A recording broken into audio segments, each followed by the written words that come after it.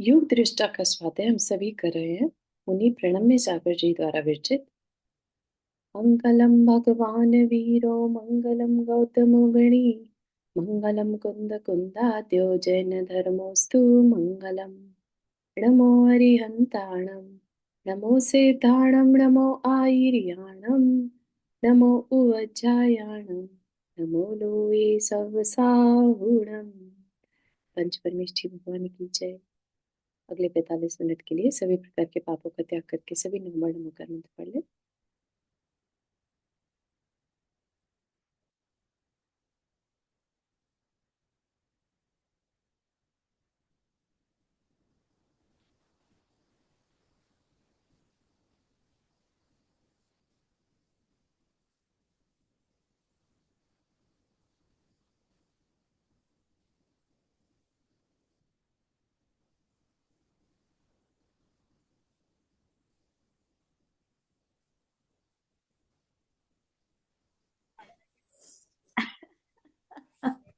हम्म, तो हमारा जो यहाँ पर विषय चल रहा है, हो सकता है कुछ लोग नए जुड़े हों इस स्वाध्याय के लिए, है ना। ये हमारा कई दिनों से चल रहा था, फ्राइडे को।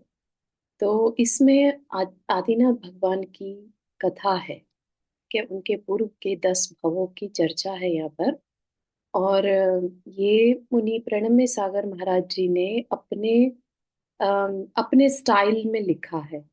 हर राइटर का अपना अपना एक तरीका होता है लिखने का। पहले के आचार्य भी, जो हम बहुत बड़े बड़े पुराण पढ़े, उनके भी एक तरीके थे, स्टाइल था लिखने का, एक्सेप्शनल। लाइक उनका एक्सप्लेनेशन होता था नेचर को डिपिक्ट करने का, किस तरह से जंगलों के बारे में या एक एक चीज के बारे में वर्णन होता था, है ना।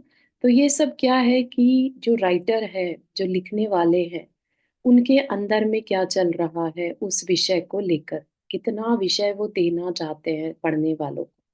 ठीक है ना। तो ऐसे ही आदिनाथ भगवान का जो आदि पुराण है वो बहुत बड़ा है, बहुत ही बड़ा है। तो उसी के समराइज्ड वर्जन यहाँ पर हमें दिया गया, 67 पेजेस का है ये, है ना। जिसमें कि अगर एक पेज पे 2 पेजेस आ रहे हैं तो हो सकता है 120 पेजेस का भी हो सकता है ये। तो बहुत ही शॉर्ट में बेसिकली आदिनाथ भगवान की पास्ट लाइफ के बारे में यहाँ पर बताया गया। तो अभी हम जो वर्णन यहाँ पर पढ़ रहे हैं, राजा वज्रनाभि, वो उनका 8वां भव कह लीजिए। पूर्व भव जो 10 भव शुरू किए थे, 10 में से अब 8वें भव पर है। 9वां भव उनका देवायु होगा फिर से। और फिर जब वापिस से देवायु पूरी करके राजा जो नाभि राय के पुत्र ऋषभ देव बनेंगे। ठीक है। तो ये वो वज्र नाभि राजा का वर्णन चल रहा है यहाँ पर। और उस समय जो राजा वज्र नाभि थे, वो उनके खुद के पिता उस समय पर तीर्थंकर थे। ठीक है। और ये खुद क्या थे? चक्रवर्ती थे। जैसे आज के टाइम में आदिनाथ भगवान और भरत चक्रवर्ती, इसी तरह से ये भी अम, राजा, इनके पिता चक्र तीर्थंकर थे और ये खुद चक्रवर्ती। ठीक है। तो कहानी किसकी है? आदिनाथ भगवान की। तो इस पे जोर किस पे दिया है? राजा वज्रनाभि, चक्रवर्ती होते हुए भी जिसने अपना सब कुछ त्याग दिया, है ना। जब हम भरत चक्रवर्ती का तो पढ़ते ही हैं, उन्होंने अम, दीक्षा ले ली थी, राइट। हाँ, नंदा जी, आप तो आप जो बता रहे हैं कि ये आदिनाथ मतलब इस जन्म में ये जन्म वो मतलब कर्म भूमि से भी पहले का समय हो गया, क्योंकि इन ये तो कर्म भूमि जब खत्म हो रही थी तब पैदा हुए थे ना आदिनाथ भगवान। तो ये जो इनका हाँ, पूर्व जन्म है ये मतलब बहुत पुराना करेक्ट करेक्ट, बिल्कुल सही है। होगा क्योंकि वो जो मतलब। उनका देव आयु थी वो बहुत बड़ी थी, 33 सागर की बीच में आयु आई। ठीक है ना। तो विदेह क्षेत्र की बात है ये। हम्म। विदेह क्षेत्र में इन्होंने जन्म लिया था। वहां के जब जब ये खुद अच्युतेंद्र थे, हाँ, हमने देखा था राजा सुविधि का जो जीव था, उन्होंने दीक्षा ली, राइट। दीक्षा लेकर अच्युतेंद्र बन गए थे, देव बने थे। वहां से अपना जीवन पूरा करके ये मनुष्य बने, कहाँ का? विदेह क्षेत्र के राजा के घर इनका जन्म हुआ, चक्रवर्ती राजा के घर में। चक्रवर्ती के रूप में। हाँ, हम्म, ठीक है। और पिता तीर्थंकर थे। ठीक। तो पिता का नाम वज्रसेन और इनका नाम वज्रनाभि। तो जो महान आत्माएं हैं वो एक ही बारी में सारा पुण्य ले आती हूँ ऐसा नहीं, है ना। हमने देखा कि राजा सुविधि के भव में भी उन्होंने दीक्षा लेकर खूब तपस्या करी और अच्युतेंद्र बन गए। वहां पर भी उन्होंने अपनी कषायों को मंद रखा, सम्यक दृष्टि थे, तो वहां से च्युत होकर बहुत अच्छे चक्रवर्ती तो बने ही, साथ में पिता जो तीर्थंकर के घर में जन्मे, है ना, बड़ी बात है। राइट। तो ये भी देखने वाली चीज है कि सिंपल राजा ना बन के इस बार चक्रवर्ती, और वो भी तीर्थंकर के पुत्र, ताकि पूरी की पूरी जो गाइडेंस है वो तीर्थंकर से डायरेक्ट मिलती रहे। ठीक है। तो वही वो चर्चा चल रही है किस तरह से जो वज्र नाभि है वो तो अपनी 6 खंडों को जीतने में लगे थे, और उनके पिता अष्ट कर्मों को नष्ट करने में, या कह लीजिए कर्मों से जीतने में लगे थे। ठीक। तो यहाँ पर बात चल रही है, राजा ने जब पर्वत पर अपनी जीत अंकित की तो महाराजा ने छायिक भावों से मोह पर जीत अंकित की। ठीक है। राजा वज्रनाभि ने, हमेशा यही होता है, वृषभ गिरी पर जाकर वो अपने नाम लिखते हैं। राइट। अपने 6 खंड जीतने के बाद अपना नाम विजयगिरी, वृषभगिरी पर्वत पर लिखते हैं। ठीक। तो राजा ने भी जाकर अपनी जीत अंकित की, और दूसरी तरफ जो राजा वज्रसेन है जो तीर्थंकर है, उन्होंने चायिक भावों से मोह पर जीत अंकित की, यानी केवल ज्ञान को प्राप्त किया। राजा वज्रनाभि जो है उन्होंने तो 6 खंड जीते, और इधर जो महाराज है वज्रसेन, उन्होंने दीक्षा लेकर और 4 घातीय कर्मों को जीत लिया। राजा की जीत का वह लेख अमिट लेकिन नहीं था। तो ये पहले से तीर्थंकर थे राजा, ये जो सेन, जो क्या नाम इनका, नहीं, ये पूर्व पिताजी। भव थे। देखो, हाँ ऐसा नहीं है कि ये पहले ही तीर्थंकर थे या अनंत तीर्थंकर अभी हो चुके हैं, है ना। हाँ हाँ। उनमें से एक है ये। नहीं मतलब ये पहले से तीर्थंकर, जैसे अपन इसको बोल रहे हैं ना तीर्थंकर, नहीं, ये उन्होंने ऐसा। पिता तीर्थंकर थे। राजा वज्रनाभि जो आदिनाथ भगवान का जीव है, हाँ राजा वज्रनाभि है। हाँ, वचन भी। हाँ जो चक्रवर्ती है, ठीक है, हाँ उनके खुद के पिता तीर्थंकर थे। हाँ, वही पूछे, तीर्थंकर मतलब पहले से तीर्थंकर थे। हाँ हाँ हाँ। हाँ, ऐसा नहीं है कि आदिनाथ भगवान के समय से ही तीर्थंकर चले हैं। राइट। वो तो वर्तमान तीर्थंकर हो गए, हम्म, उनके पहले भी तीर्थंकर हुए, और वह भी, आप ये देखिए कि ये विदेह क्षेत्र के हैं। विदेह क्षेत्र में हमेशा 20 तीर्थंकर रहते हैं। रहते ही हाँ। रहते, मिनिमम। हम्म, ज्यादा से ज्यादा हो तो 170, हुआ। 160, सॉरी, विदेह क्षेत्र के 160, हम्म, और 10 भरत क्षेत्र और ऐरावत क्षेत्र के। ठीक है ना। हम्म। तो उसको ध्यान में रखते हुए विदेह क्षेत्र में उनके पिता जो थे उनको केवल ज्ञान हो गया, यानी तीर्थंकर को केवल तो ज्ञान। मतलब ऐसा हुआ ना कि इधर ये दीक्षा ले रहे थे, उधर ये जीत रहे थे, दोनों साथ साथ चल रहा था। करेक्ट। है बिल्कुल। ना, तो उसके बाद वो तीर्थंकर बने होंगे ना। उसके बाद तीर्थंकर प्रकृति का बंद किया। अच्छा। आदिनाथ भगवान ने जब तीर्थंकर प्रकृति का बंद किया, वो कब किया? वज्रसेन अपने ही पिता तीर्थंकर के पादमूल में बैठकर। ओ। क्या वो बात अभी आगे आएगी। ठीक ठीक ठीक, थैंक ठीक। तो जो राजा की जीत यानी वज्र नाभि की जीत है, वो तो लेख अमिट नहीं था, यानी मिटाया जा सकता था। लेकिन महाराज का लेख अमिट था। कैसा लेख? जो जिन्होंने अपने कर्मों को, घातिया कर्म को नाश कर दिया सो कर दिया, है ना। अब वो फिर से नहीं बंधेंगे। ठीक है। राजा जब 6 खंड जीतकर सहस्त्र रश्मियों से अलंकृत चक्र रत्न सहित वापस आए, तो इधर महाराज भी ज्ञानावर्ण दर्शनावर्ण अंतराय कर्मों को जीतकर धर्म चक्र के प्रवर्तक बनकर भव्यों के बीच आए। ठीक है। उनका समोशरण क्रिएट हो गया और भव्यों के बीच आ गए। उससे पहले वो मौन रहते। राइट। कुछ नहीं बोलते जब तक कि घाती कर्मों का नाश ना कर ले। तो उसी समय पर इधर उनका 6 खंड जीता, और इधर केवल ज्ञान प्राप्त करके धर्म चक्र के प्रवर्तक बन गए। जीत पुत्र की भी हुई और पिता की भी।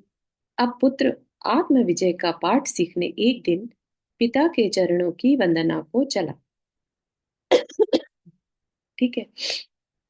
तो ऐसा नहीं कि चक्रवर्ती है तो उसे घमंड हो गया, या आत्म विजय क्या होता है, ऐसा कुछ उसके अंदर के भाव ही नहीं है, ऐसा नहीं है ना। तो राजा को अब 6 खंड तो जीत लिए, राइट। अब वापिस आकर अब उन्हें लगा कि मुझे आत्म विजय का भी पाठ सीखना चाहिए, तो पिता के दर्शन करने गए। पिता जो थे वो कैसे थे, वहां पर छत्र, चवर, वाद्य, गंधकुटी से सुशोभित देवकृत अतिशयों से सहित लक्ष लक्ष आत्माओं के द्वारा, लक्ष लक्ष मतलब लाखों लाखों आत्माओं के द्वारा वंदनीय। तो वो आत्माओं में सब आ जाएंगे, देव भी आ जाएंगे, मुनि भी आ जाएंगे, है ना, राजा भी आ जाएंगे जितने भी थे, और जीव जंतु जो तिर्यंच हैं वो सब भी।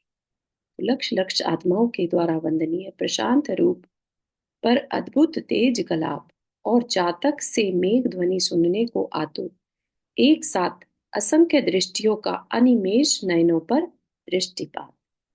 सब लोग ध्यान से उनको, उनकी बात सुनने के लिए, दिव्य ध्वनि खिरने वाली थी, तो सब लोग बड़े ध्यान से बैठे थे कि कुछ अच्छा सुनने को मिलेगा।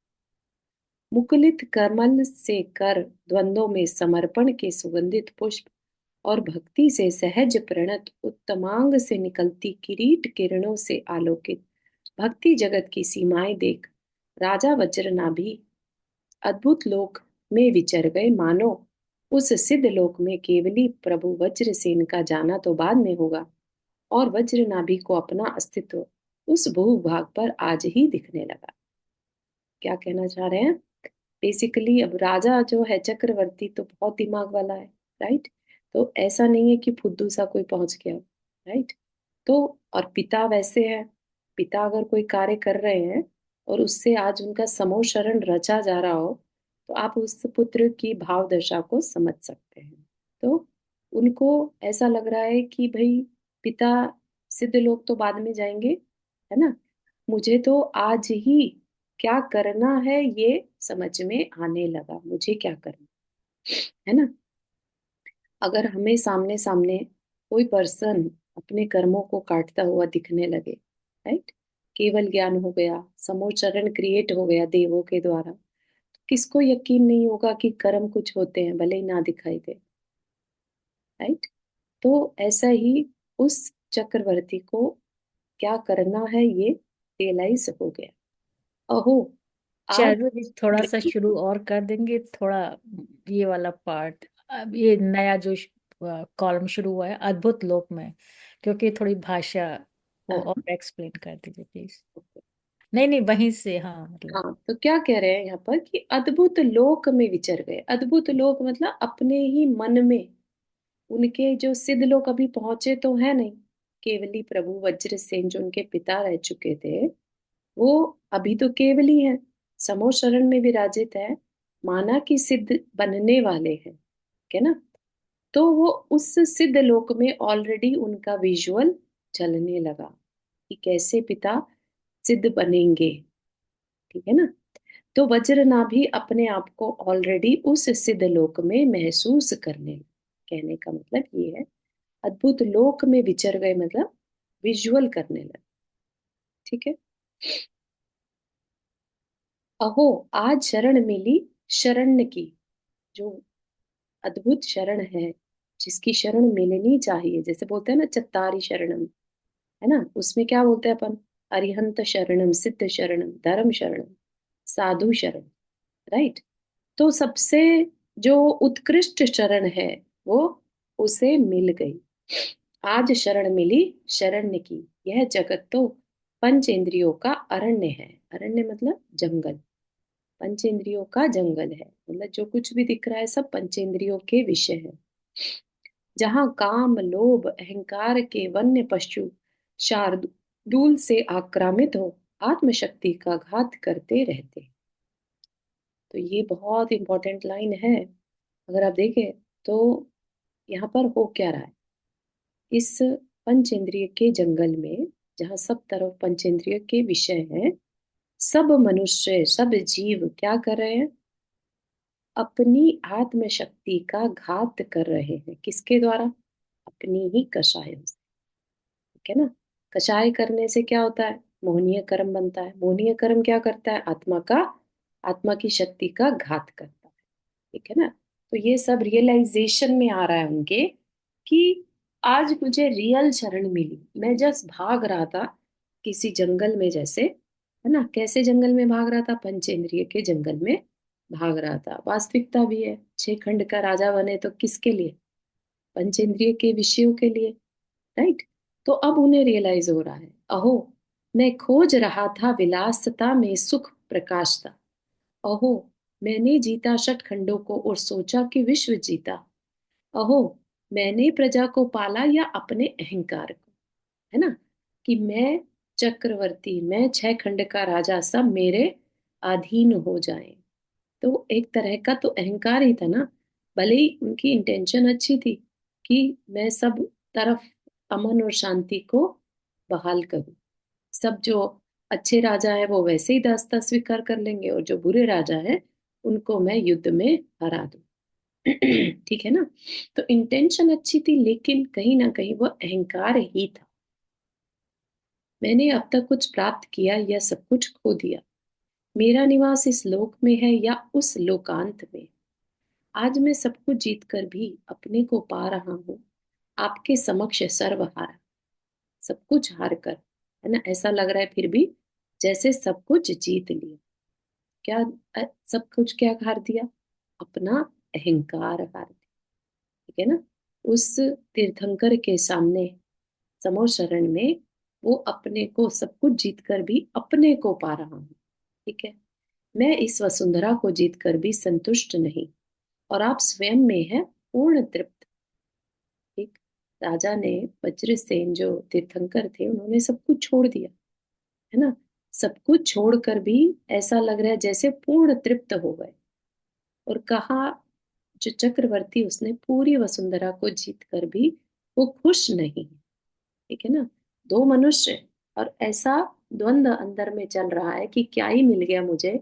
इस पूरी वसुंधरा को जीत कर भी कुछ नहीं मिला, मैं फिर भी असंतुष्ट।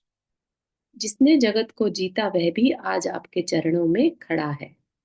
हे चेतना के अगम्य स्रोत पूर्ण विज्ञात, आपने मुझसे कहीं छल तो नहीं किया? कैसा छल? कि मुझे राज सिंहासन पर बैठाकर स्वयं धर्म सिंहासन पर विराजमान हो गए। ठीक है ना? जो सिंहासन पर भगवान बैठे हैं समो शरण में, वह भी सिंहासन है, लेकिन वो कैसा सिंहासन है? धर्म सिंहासन, जहां विराजमान होकर वो दिव्य ध्वनि से सबके कल्याण की बात कर रहे हैं। और एक जो वज्र नाभि है, चक्रवर्ती, वह भी एक तरह से सबका राजा बन के बैठा है, राइट? तो वो कह रहा है कि ये छल किया है या फिर ये आवश्यक घटक है जो आपने किया, और मुझे भी वही करना है। इस जगत को जीतकर इसमें कोई सार न दिखे, तब वह अंतरंग जगत को जीतने के लिए निकलता है। क्या यही आप मौन पाठ हमें पढ़ाना चाहते थे? है ना?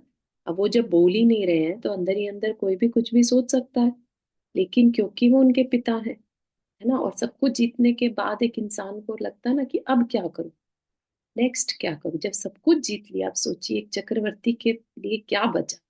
कुछ भी नहीं बचा, राइट? तो वही उन्हें लग रहा है कि जब मेरे पिता ने सब कुछ छोड़ दिया, ठीक है ना, तो क्या मुझे भी वो यही बताना चाह रहे हैं? कुछ भी हो प्रभु, अब निस्तरण हो।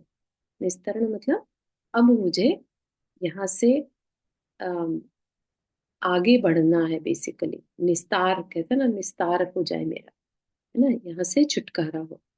संस्कृति के इस शैवालमय दलदल से, संस्कृति मतलब संसार के इस शैवालमय दलदल से, जो मरण के लिए जो दलदल होती है, एक बार गिर गए तो उसमें बचाना मुश्किल है ना?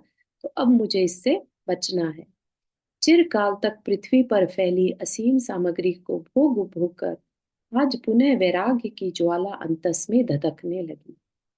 तो वह चक्रवर्ती के अंदर में वैराग्य की ज्वाला भड़कने लगी। श्री वज्रसेन तीर्थंकर ने सकरुण हो दिव्य ध्वनि की शीतल लहरों से स्नपित करके वज्र नाभि के ताप को दूर कर दिया। तो जब कोई बहुत पुण्यशाली जीव तीर्थंकर के पास जाता है, राइट, तो बेसमय भी उनकी दिव्य ध्वनि घिर जाती है। ठीक है ना। तो अब वज्रनाभि तीर चक्रवर्ती के लिए स्पेशली कीर्ति ही है। वज्रनाभि के अंदर में इतना द्वंद चल रहा था, तो करुणामयी होकर उन तीर्थंकर ने अपनी दिव्य ध्वनि से उनके ताप को दूर किया। जीर्ण तरण के समान निसार इस वसुंधरा के वैभव को जान वज्रनाभि विषय रस से रहित हो गए। अब वज्रनाभि ने पूरी तरह से जीर्ण तरण मतलब एक तिनके के समान इस वसुंधरा के वैभव को छोड़ने का मन बना लिया। वज्रनाभि ने क्षण भंगुर विषयों को क्षण भर में ही छोड़ दिया। यहाँ पर कितने हैं जिन्हें कभी ना कभी जीवन क्षण भंगुर महसूस होता है। क्या रियलाइजेशन में आता है अपना जीवन भी, जितना भी कुछ घटित हो रहा है, ये सब कुछ क्षण भंगुर है। हाथ रेस करके बता सकते हैं। Nanda ji, very nice. ऐसा महसूस देता है कि ये सब कुछ क्षण भंगुर है ना। ऐसा महसूस होता है कि कुछ भी हो सकता है। हम्म, कुछ कुछ भी भी। हो सकता है तो एक अलग चीज है। एक ये चीज फील करना कि सब कुछ क्षण भंगुर है का मतलब ये है कि जो रिश्ते हैं हम जिसके लिए सोचते हैं कि जीवन जी रहे हैं, हम पता नहीं क्या अचीव कर ले रहे हैं, सब कुछ क्षण भंगुर है। यानी सब कुछ बहुत टेम्परेरी है। जैसे बिजली चमकती है ना एक सेकंड के लिए और चली जाती है, ऐसे ही जीवन अगर अपन देखें, आदिनाथ भगवान 84 लाख पुरुष के थे। इतना अ, मतलब काउंटलेस इयर्स, और उसके सामने हमारे 80 साल।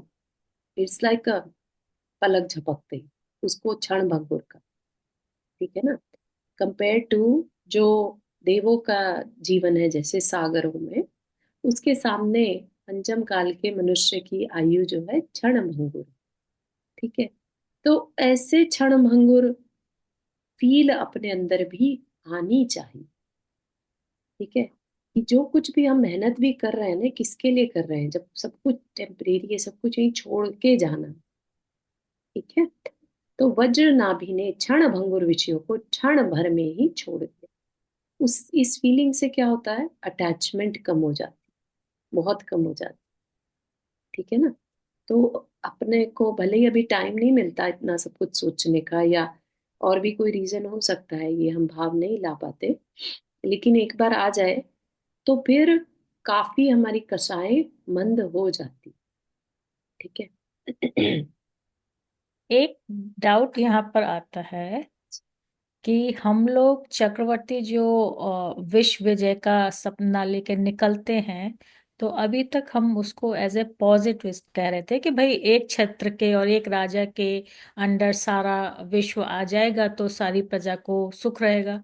लेकिन उस बीच में फिर ये वाला विचार कि हम सारा ये छोड़ दें, तो फिर तो मतलब जो हम मतलब अर्जित नहीं किया है, पहले हम उसको कह रहे थे कि भाई ये उसका कर्तव्य है, लेकिन अब वो अगर उसको छोड़ने की बात कह रहा है तो उसका तो पर्पस फिर गलत रहा। नहीं, ऐसा नहीं है। मतलब उनको जीतना था, जीत लिया। अब हाँ। उसके बाद वो अपने किसी पुत्र को राज्याभिषेक, अब ये तो है नहीं कि हमेशा के लिए राजा बन गए फॉर एवर। आयु तो पूरी होगी उनकी भी, राइट। तो रियलाइजेशन में जब आ जाए तब उन्होंने अपना कार्य कर लिया। दिग्विजय की यात्रा जो थी उनकी वो कर ली। ठीक है ना। वही चक्रवर्ती का सबसे बड़ा कार्य होता है।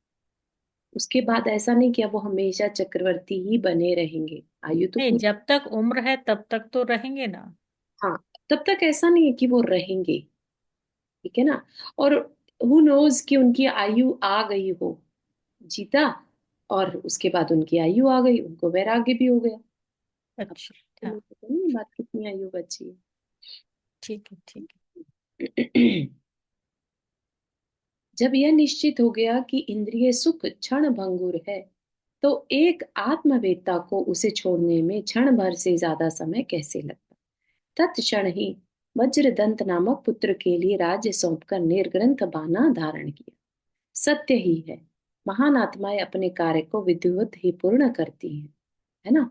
तो अब जो चक्रवर्ती का पद है वो, जैसे तीर्थंकर बनना बहुत रेयर है, 24 ही होते हैं, ऐसे चक्रवर्ती भी सिर्फ 12 ही होते हैं, राइट। तो बहुत बड़ी उपलब्धि है चक्रवर्ती बनना। लेकिन महान आत्माएं हैं, क्योंकि चक्रवर्ती पद भी इजीली नहीं मिला। राजा सुविधि का जीव था, अच्युतेंद्र पद से च्युत होकर खत्म करके अपना तब जाके बने। महान आत्मा तो है ही, है ना। तो महान आत्माएं अपने कार्य को विधिवत ही पूर्ण करती हैं। राजा के दीक्षित होने पर उन्हीं के साथ 16,000 मुकुटबद्ध राजा, काम पुरुषार्थ से समुत्पन्न 1,000 पुत्र और 8 सहोदर भी निर्वाण दीक्षा को प्राप्त हुए। सहोदर मतलब भाई, ठीक है। आमरण मरण मरने तक सभी मन वचन और काय से पंच पापों को परित्याग करके अहिंसा रूपी परम ब्रह्म की उपासना में संलग्न हुए। पांचों पापों का परित्याग कर दिया। किस लिए कर दिया? कि अब हमें भी अपने को मुक्त करना है। अब कर्म काटने का मन बना लिया, अभी तक तो कर्म बांध रहे थे, है ना। महाव्रतों का पालन महापुरुष ही करते हैं और महापुरुष के द्वारा ही पहले भी किया गया है। इसलिए सदा महाव्रतों की शुद्धिकरण की भावना से उनका अंतःकरण विशुद्ध रहता। अभी भी किया, और पहले भी, जब राजा सुविधि थे तब भी, जब राजा महाबल थे तब भी, है ना। अपन देख रहे हैं बार बार वो मुनि बन रहे हैं और हर बार विशुद्धि बढ़ती चली जा रही है। इस बार चक्रवर्ती पद को छोड़कर, है ना, और तीर्थंकर प्रकृति का भी बंद करने वाले। अष्ट माताओं से उस बालकवत निर्विकार वज्रनाभि का प्रतिपल पालन अनुपालन चल रहा। अष्ट माताएं मतलब अष्ट मात्री जो बोलते हैं, मुनियों के लिए 5 समिति और 3 गुप्ती। इन 8 का नियम से पालन करना रहता है ना। पंच समिति सबको मालूम है, कैसे चलना, कैसे बोलना, कैसे खाना, कैसे रखना उठाना, है ना। तो ये क्या है? ये एक तरह से उनकी प्रवृत्ति है, कैसे प्रवृत्ति करना। और मन वचन काय की गुप्ती, राइट। मन में कैसे विचार आना है, या काय से कैसे बिहेव करना, मौन कैसे रहना, ये सब गुप्ती में आ जाता है, ठीक है। तो इनको 8 को मिलाकर क्या बोला जाता है? अष्टमात्री, यानी 8 माताएं।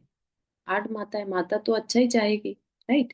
तो उनको एक एक को समझाया क्या चलते चलते ईरिया समिति की माता, तो ईरिया समिति को एक माता बता दिया।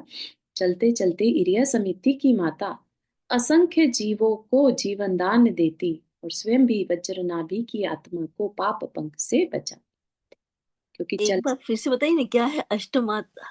कौन कौन सी हुई अष्टमाता? ये तो 5 समिति और समिति और 3 गुप्ती। Okay, thank you. तो सबसे पहली समिति क्या है? ईरिया समिति, यानी देख कर चलना, ठीक है। तो जब मुनि देख कर चलते हैं तो किस लिए देख कर चलते हैं? कुछ भी करते हैं जब देख कर चलते हैं तो असंख्य जीवों को जीवन दान दे रहे होते हैं, और साथ ही साथ उनकी खुद की आत्मा जो है पाप पंख से बचती है। पाप पंख मतलब पाप की कालिमा से, है ना। फिर बोलने के समय भाषा समिति माता जो है वो क्या करती है? हित मित प्रिय मधुर वचनों को सुनाकर भव्य जीवों को वात्सल्य दुग्ध पिला देती, ठीक है। तो कैसी माता है? हित मित मधुर वचन बोलने वाली।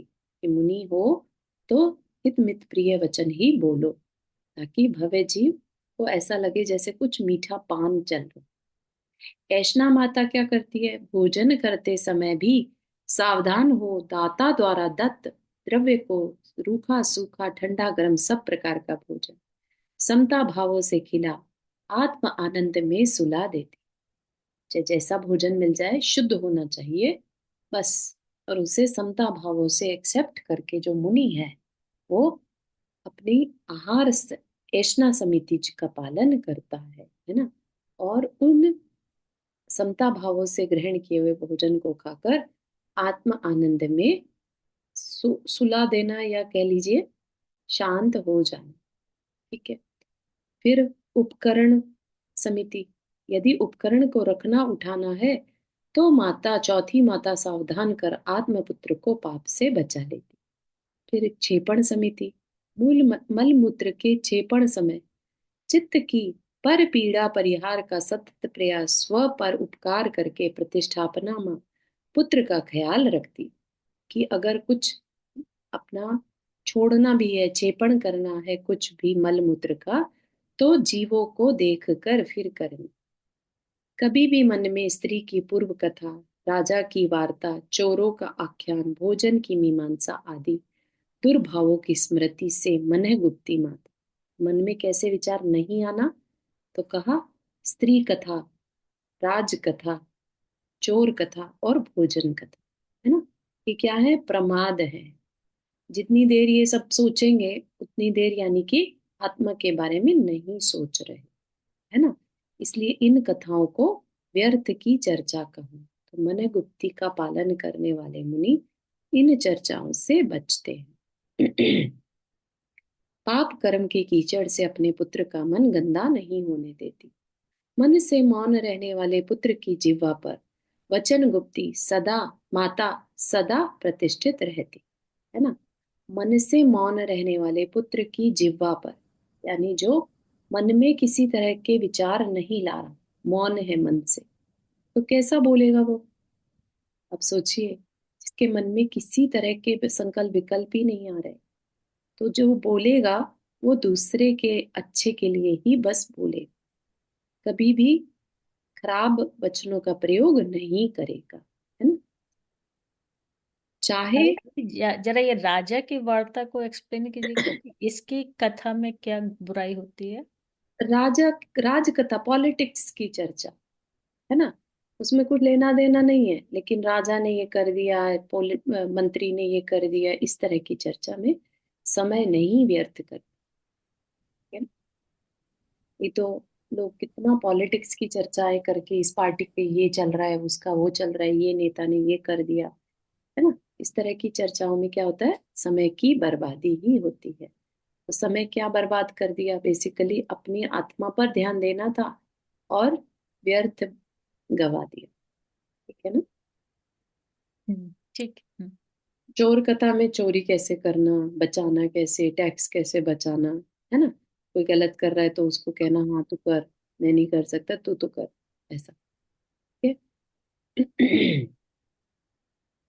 ठीक, तो मन वचन गुप्ती, मन गुप्ती हो गया, मन में विचार इस तरह के कोई भी दुर्भाव नहीं लाना। फिर मन से मौन रहने पर वचन गुप्ती के साथ हमेशा रहना, चाहे भित्ति चित्र हो या जीवंत चित्र। मन गुप्ती माता बालक को विकार की प्रतिछाया से भी बहुत दूर रखकर अलौकिक उपकार में संलग्न रख। मन में किसी भी तरह का भित्ति चित्र मतलब डर वाला, ठीक है ना। मन में जो क्रिएट, चाहे मन के विचार या वाकई में ऐसा कोई चित्र उसने देख लिया हो, है ना, तो विकार की प्रतिछाया से, किसी भी तरह से मन में विकार न आने पाए, उस चीज से मन गुप्ती माता जो है मुनि का बालकवत ध्यान रखती है। धन्य है ये रूप, यह चर्या, जहां आठ आठ माताओं से पालित पोषित हो, ठाट बाट से मुक्ति अंगना के ग्रह की ओर वह जेता शहने शहने बढ़ रहा है। थोड़ी सी अम, कविता वाली भाषा है यहाँ पर, लेकिन क्या कहा जा रहा है? धन्य है यह रूप। रूप कौन सा? दिगंबर साधु का रूप। ठीक है। यह चर्या, जहां आठ आठ माताओं से पालित पोषित हो, कि वो जो कह रहे हैं मेरे कल्याण के लिए है। ठीक है। ठाट बाट से मुक्ति अंगना, मुक्ति, मुक्ति अंगना मतलब मुक्ति के घर, मुक्ति का घर यानी मोक्ष द्वार की ओर वह जेता, वह मुनि शहने शहने बढ़ जाता है। पुनः एक दिन असंख्य जीवों को अपनी उपस्थिति मात्र से तृप्त और संतुष्ट करने वाले इस शरीर के पिता, इस आत्मा के भी पिता और तीन लोक के परम उपकारी परम पिता के दर्शन से महाराज श्री वज्रनाभि के मन में भी अपने पिता की तरह विश्व कल्याण की भावना के भाव आए, न कि उनकी तरह तीर्थंकर बनने की। ये बहुत इंपॉर्टेंट बात यहाँ पर बताई जा रही है कि उनको ये भाव नहीं आया कि मैं भी पिता की तरह तीर्थंकर बनूं। ठीक है, क्या भाव आया? मैं भी पिता की तरह तीन लोक का परम उपकारी बनूं। ठीक है, पिता के पद की ओर ध्यान नहीं है, पिता के कार्यों की तरफ ध्यान है। तो जैसे पिता के अंदर विश्व कल्याण की भावना है, ऐसे ही मेरे अंदर भी वह विश्व कल्याण के भाव हो रहे। ठीक है, क्या कहा? पद की और महात्म की लिप्सा तो पाप है। पद की और महात्म की लिप्सा तो पाप है, किंतु उस पद पर प्रतिष्ठित व्यक्ति के गुणों की लिप्सा धर्म है। पद को चाहना पाप है, लेकिन पद पर जो व्यक्ति बैठा है, यानी अरिहंत भगवान, उनके जैसे गुण मुझे मिल जाए, ये भाव करना धर्म है। कितनी बड़ी बात है। मैं तीर्थंकर बन जाऊं, उनकी तरह समोशरण लगे मेरा भी, है ना, ये क्या हो गया? पद को चाहना और पद के महात्मा को चाहना, ये तो बल्कि पाप का बंद करेगा कि मुझे भी ऐसा पद मिले, मेरा भी समोशरण लगे। नहीं, मैं भी उनकी तरह सब जीवों के कल्याण में कारण बनूं, है ना। उनके द्वारा जिस तरह से विश्व का कल्याण हो रहा है, ऐसे ही मेरे द्वारा भी हो, ऐसे भाव करना धर्म है। ठीक है, यह सोचकर ही शंका, कांक्षा, जुगुप्सा आदि कुभावों का वमन करके सम्यक दर्शन को विशुद्धतर बनाए। तो क्या है? 16 कारण भावना भाने लगे। याद होगा तीर्थंकर प्रकृति कैसे बनती है, उसके लिए 16 कारण भावनाएं भानी होती, राइट। तो अभी वो तीर्थंकर के पादमूल में बैठकर 16 कारण भावनाएं भाने लगे। उसमें क्या कर रहे हैं वो? सबसे पहले तो उन्होंने दर्शन विशुद्धि भावना, है ना। तो क्या किया उन्होंने? जो सम्यक दर्शन के 8 गुण है, उनको और ज्यादा अपने अंदर दृढ़ की, है ना। निशंकित, निकांक्षित, निर्विचिकित्सा, ये सब जो 8 गुण बताए हुए हैं, उनको अपने अंदर फॉलो किया, या कह लीजिए इनका उल्टा, इन कुभावों को, जो कुभाव थे, उनको निकाल दिया, ताकि उनका सम्यक दर्शन और विशुद्ध हो सके। ठीक, फिर क्या किया? विनय, है ना। दर्शन विशुद्धि के बाद विनय संपन्नता। तो विनय की मूर्तिमान प्रतिभा से वह महाराज शील और व्रत के किंचित भी उल्लंघन से परे, सातत्य संसार के विषयों से भयभीत रहते हुए सावधान हो ज्ञान भावना में लवलीन रहते। इसी में ही सारी जो भावनाएं हैं वो सब आ गई। शील व्रतेषु अनतिचार, है ना। और जो संवेद भावना है ना, अभिष्ण, संवेद आदि सारी भावनाएं, जो 16 कारण भावना है, वो सब उसको भाने लगे। ठीक। हाँ वर्षा जी, आपने पूछा। जी, जय जिनेन्द्राचार्य जी। मेरा यहाँ एक प्रश्न है, वो एक है जिनेन्द्र अर्चना, उसमें पूजा है महावीर भगवान की। तो हम पढ़ते हैं उस पूजा के एंड में जयमाला का अर्घ चढ़ने के बाद पुष्पांजलि में 2 लाइनें आती है पुष्पांजलि छिपित करने के लिए। तो उसमें ऐसा लिखा हुआ है, भूतकाल आ, भूतकाल जो प्रभु आपका वह मेरा वर्तमान, वर्तमान है जो प्रभु आपका वह मम भविष्य जान। तो ये इससे भी पाप कर्म का बंध होता है, क्योंकि हम तीर्थंकर का इनडायरेक्ट, डायरेक्ट नहीं लेकिन इनडायरेक्ट तीर्थंकर का हाँ, ही उसमें मतलब आपकी बोल रहे हैं। दृष्टि की तरह है। अगर आपकी दृष्टि ये है कि मेरा भी समोशरण लगे भगवान जैसे आपका लगे, तो अगर वैसा कुछ है तो वो नहीं। लेकिन अगर कि भगवान जैसे आपने अपने 4 घातिया कर्मों को नाश कर दिया, ऐसे मैं भी फ्यूचर में कर पाऊं, है ना। तो वो लाइन पढ़ने में तो कोई कर्म का वो नहीं होगा ना, हाँ, लेकिन पूजा में भाव, दिया हुआ है। हाँ पूजा में दिया है, लेकिन परिणाम उसमें अंदर में कैसे आ रहे हैं कि मेरा भी अच्छा, समोशरण लगे, ऐसे भाव आ रहे हैं, या मेरा भी घातिया कर्म का नाश हो भगवान के तहत, वैसा भाव आ रहा है। तो भावों पे जी। डिपेंड। पूजा की तो लाइन से हमें कर्म नहीं बंध रहा है, अंदर के भावों से बंध। भाव से, अच्छा। तो हम जब भी ये पढ़ेंगे लाइन, अथवा तो ये सूर्यकारण भावना की अभी चल रहे हैं, सूर्यकारण पूजा करते हैं, तो मन में भावना यही भानी है कि बस हमें तो कर्म का नाश करना है, हाँ तीर्थंकर का हाँ मतलब पद बांधना है, ऐसा नहीं विचारना है, राइट? हाँ, बिल्कुल हमें तीर्थंकर प्रकृति का बंद करना है ऐसे भाव नहीं, हमें भी उनकी तरह विश्व कल्याण की भावना, हमारे अंदर जीवों के लिए दया हो, करुणा हो, सबका कल्याण हो, ऐसे भाव। अच्छा, ठीक है। और एक इससे प्रश्न तो है हमें कि तीर्थंकर जो बनते वो उसके अगले भाव में वो चक्रवर्ती ही होते हैं, नहीं, कि ऐसा कोई ये नहीं है? नहीं ये तो चांस की बात है। और अच्छा। शांतिनाथ भगवान के समय में वो खुद चक्रवर्ती भी थे और फिर तीर्थंकर भी बने, है ना। हाँ, भगवान मतलब नहीं, ऐसे। मतलब मेरा क्वेश्चन ये है कि तीर्थंकर जो जितने भी तीर्थंकर है 2424, पहले चक्रवर्ती उनका बने, अगला भाव चक्रवर्ती होगा ऐसा जरूरी नहीं है, राइट?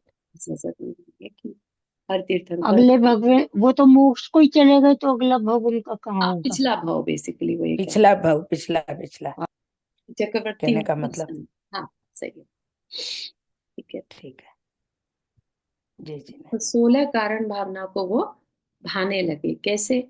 वह महाराज शील और व्रत के किंचित भी उल्लंघन से परे, कि उनको अब ये था कि मुझे शील व्रत ही धारण करना। शील व्रत के 18,000 शील जो कहे हैं, कि उनके जो आचरण है उसमें कहीं पर भी दोष नहीं लगा, है ना। मुनि बन चुके हैं, राइट, क्योंकि वैराग्य आ गया था, दीक्षा ले लिए। तो मुनि बनकर भी उन्होंने क्या करा? 16 कारण भावनाओं का चिंतन किया, राइट। संसार के विषय से भयभीत रहना, सावधान रहना और ज्ञान भावना में लवलीन रहते, यही सबसे बड़ा तप था। इसी की सिद्धि के लिए वे अन्य तपों से शक्ति अनुसार तप्त होते हुए कभी भी खेद खिन्न नहीं होते। अंदर में ये भाव नहीं कि अरे कहाँ फंस गया, इतना मेहनत करनी पड़ती है, इतनी तपस्या, ये तो नहीं हो सकता, इस तरह के भाव नहीं आते, है ना। जिन कारणों से चित्त में विकल्प की लहर लहर उपजे, उस कारण का तत्क्षण त्याग ही उत्तम त्याग है। चित्त में विकल्प की लहर उपजे, जब जिसने अपने आत्म कल्याण की भावना को सोच ही लिया कि करना ही है ना, तो अब उसको पता है कि चित्त में जो विकल्प संकल्प विकल्प आ रहे हैं, तो वो तो मेरे कर्म बंध में ही कारण है, right? तो जिन भी कारणों से चित्त में विकल्प आए उनको तत्क्षण त्याग ही दिया, ठीक है। तो यही उत्तम त्याग है। यह सोचकर वे अपने में अप्रमत्त रहे, पर की भी ऐसी ही निर्विकल्पता हो, पर साधु की भी समयोचित वैयावृत्ति से प्रवचन भक्ति को करते हुए अरिहंत और साधु शिरोमणि सूर्यों की भक्ति प्रसाद से तथा ज्ञानवान साधुओं की विशेष सेवा से अंतरंग शत्रुओं को जीतते हुए मदमस्त गंध हस्तिवत विशाल अरण्य में एकाकी विचरण करते थे।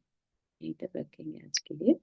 तो बेसिकली अगर आप नोटिस करें तो इसमें सारी 16 कारण भावनाएं आ गई, है ना। साधु की वैयावृत्ति, प्रवचन भक्ति, अरिहंत भक्ति, साधु भक्ति, है ना, आचार्य भक्ति जिसे कहते हैं, भक्ति प्रसाद से तथा ज्ञानवान साधुओं की विशेष सेवा से, जिसे वैयावृत्ति भी कहते हैं, अंतरंग शत्रुओं को जीतते हुए, अंतरंग शत्रु मतलब कर्म शत्रु, है ना, मदमस्त गंध हस्तिवत विशाल अरण्य में, मतलब मदमस्त हाथी, हस्ती मतलब हाथी, ठीक है। तो हस्ती के समान हाथी के समान विशाल अरण्य में अब उन्हें कोई मतलब नहीं, वो अपने आप को एकाकी बनाकर घूमने लगे। कोई मेरा परिवार नहीं, कोई मित्र नहीं, कोई शत्रु नहीं, समता भाव में, है ना। और कैसे भाव रहते थे? सिर्फ प्रवचन भक्ति, अरिहंत भक्ति, साधु भक्ति, अंदर में बस भक्तियां हैं, राइट, और ज्ञान की उपासना है, ठीक है ना। और विषयों से अंदर से भय है कि मुझे अब कुछ और संसार में नहीं भटकना। तो इस तरह के भावों के साथ उन्होंने अपनी मुनिचर्या का पालन किया, ठीक है। अभी आगे बता रहे हैं अगली इसमें लाइन में, तीर्थंकर प्रकृति का बंध किया, है ना। इसे अपन अगले वीक देखेंगे। अगले वीक मंडे मिलेंगे इसी टाइम पर, ठीक है। किसी को कुछ पूछना है या शेयर करना?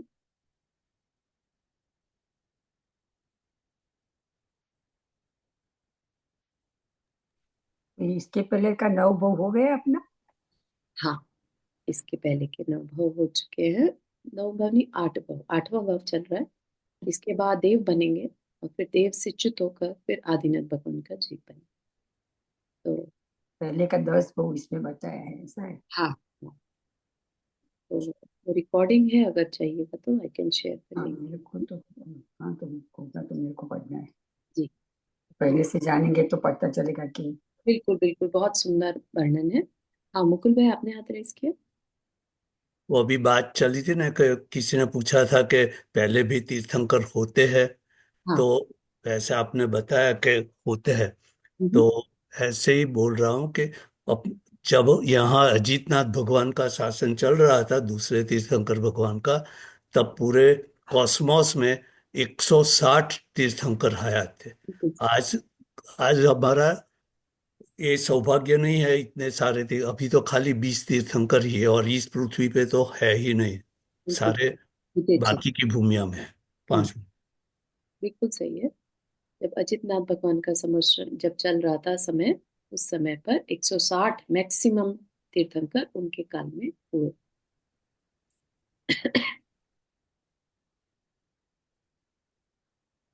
ठीक है, तो आज उनका, आदिनाथ भगवान का मोक्ष कल्याणक भी है, और अपने को उनका थोड़ा सा कथा को पढ़ने का सौभाग्य मिला।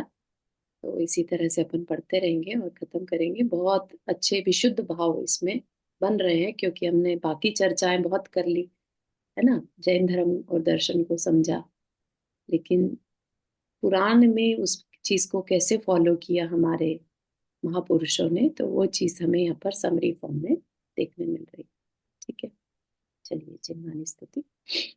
छावानी के ज्ञान से सूझे लोकालो, सो वाणी मस्तक धरो सदा देत हो दो के। जिनवानी भारती तो ही जपो दिन रहन, जो तेरा शरणा गए सो पावे सुख चैन। नौ वन।